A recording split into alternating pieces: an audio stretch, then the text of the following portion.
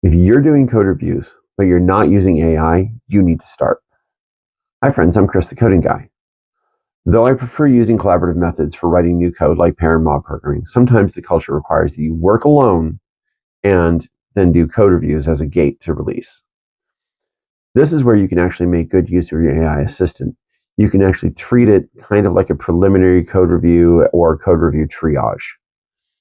And here's how this works.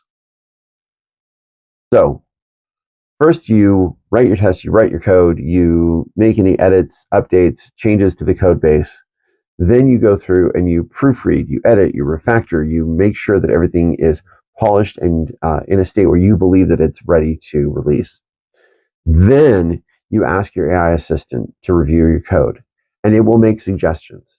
You'll get some things that are going to be really useful, missed opportunities, missed error conditions, branches that either don't make sense or are missed. You'll find that it will catch a lot of things, especially things that you miss. Once it does that, then you make the changes that make sense to you as the human. You can't just blindly make these changes. You actually have to do it with intent. This approach works really well in a large number of different sorts of code bases, but it works best when files are small enough that you can work with them in a single session, a couple hundred lines, something where it's reasonable to keep your changes contained and limit the blast radius.